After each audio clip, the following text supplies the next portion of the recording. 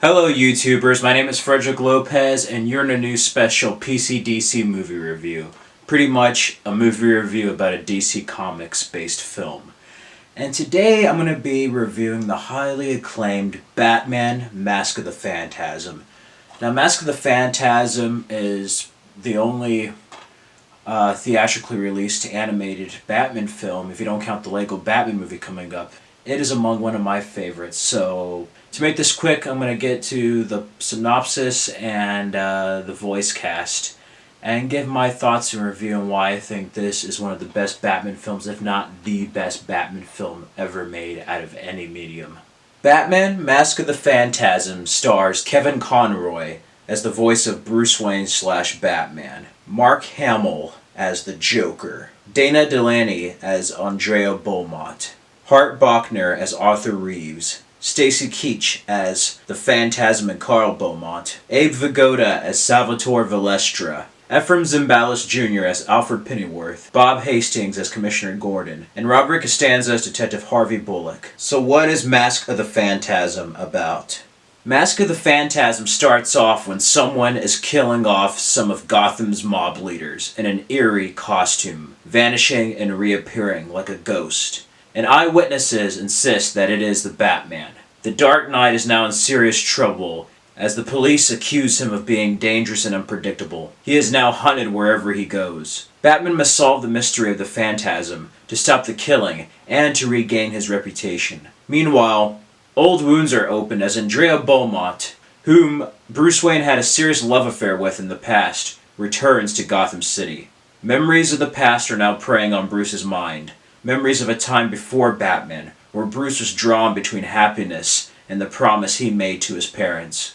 The mystery of the Phantasm is really putting Batman's skills to the test, as the police slowly draw in with no mercy.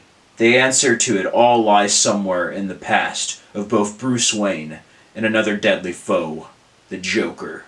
So, to put it shortly, that's kind of what Batman Mask of the Phantasm is about. It was going to serve as a finale to the animated series, and it was going to be direct-to-video, but then Warner Bros. Wanted to have a theatrical release. I remember seeing the previews to this in the VHS of Free Willy, and they were scrambling because they had like less than a year to convert it to anamorphic widescreen format. So, yeah, for not originally going to be a theatrical movie, I think it's fantastic. The story is top-notch, like always, between Bruce Timm, Paul Dini, and the creative crew behind Batman the Animated Series. They did this, they later on ended up doing the Zeta Project, Static Shock, Batman Beyond, and the Justice League series, and Teen Titans as well. This is a precursor to all that, but the storytelling is very different from any other Batman film I've seen. Batman Begins is probably the closest to this film, and this came out before. It takes place with him as Batman, and Andrea Beaumont, who is a former love interest of Bruce Wayne, returns to Gotham City. We get to see these flashbacks, not only to Bruce when he was a happier person, but also before he was Batman. And within some of the flashbacks, we get to see the creation of Batman and what made him into the Dark Knight.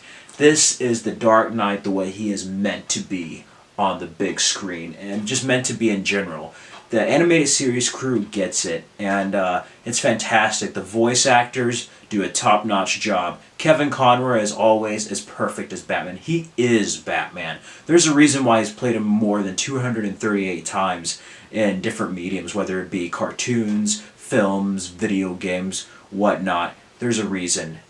His voice acting is superb, and he really gets to be two separate people as Bruce Wayne and Batman. Even Bruce Wayne in the flashbacks compared to Bruce Wayne in the present day. Bruce Wayne in the present day has all these burdens to deal with, and he's Batman. He's the Dark Knight. It's a facade of Bruce Wayne, where in the flashbacks, it's Bruce Wayne as he is before he decided to go into that abyss as the Dark Knight, as Batman. Dana Delany does a great job as Andrea Beaumont. She later on played the voice of Lois Lane in Superman. She really does a fantastic job. She's kind of like her character on Tombstone, and she even has the same line of like, oh, he laughs, and the stuff is really sweet between her and Bruce. And again, like Kevin Conroy, we really get to see her as Andrea Beaumont in the flashbacks compared to the Andrea Beaumont who has returned to Gotham City. And the Phantasm is very eerie. The rest of the voice cast is great. They're from the animated series. Mark Hamill, as always, is fantastic as the Joker. He is maniacal. He is just a firecracker that's just waiting to go off. Mark Hamill is amazing as the Joker. His voice is spectacular. You cannot even tell that's Luke Skywalker, but it is, and he just relishes it. And the bonus features of this, you actually get to see him do the voice work, and he just acts out every single line, and it shows, and you can hear it on the film that he's become this character. He relishes being the Joker, and he becomes this agent of chaos. But yeah, the rest of the voices are good, and Arthur, he's kind of a jerk. There's some funny adult humor in there, even though it's a children's film, but for those who may not know, Arthur is also Clay from Die Hard. That actually explains a lot. And the story is very simple, yet very well done. I think the simplicity really adds to it. It is one of the definitive Batman stories, not only with the investigation, but like as far as an origin. It's epic. It's grand. Oh my gosh, Shirley Walker's score is just operatic. You hear the voices and then a little bit of the Danny Elfman score from the 89 and 92 films and the animated series, and this one just takes it to a new level. You can tell this is a culmination of what was going to be the animated series at that time. It is spectacular. It's just Batman. You don't have Robin. Now, in the novelization, it says that Robin was in college, but this is just Batman by himself. And it is dark, without him killing people and stuff, which I really don't mind, but like, this is Batman the way he's meant to be. He's a detective.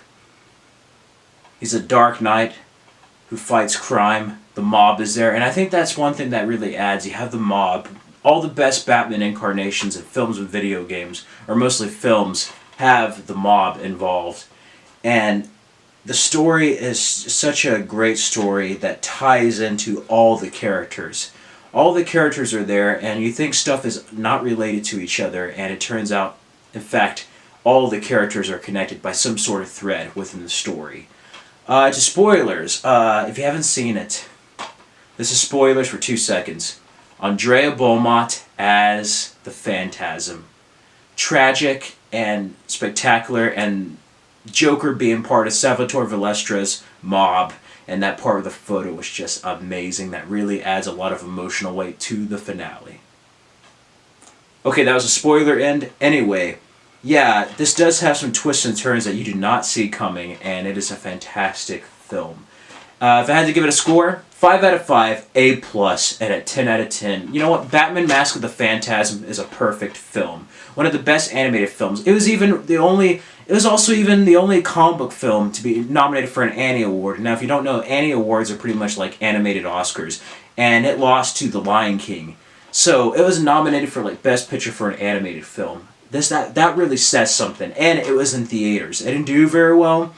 It did a lot better on home video. Now I have it on home video, and yeah, it did not do that well, really. As a matter of fact, Siskel and Ebert back in the 90s did not review it until after Batman Forever, and they say they regretted it. Gene Siskel is just like, said he regretted not reviewing Mask of the Phantasm. And yeah, he said this, and I agree. It's better than some of the live-action Batman films. So if you haven't seen Batman Mask of the Phantasm, I would highly, highly recommend it. The voice cast is top-notch. The animation is superb. The story is grand. And just everything fits. Everything is perfect about this. It is simple.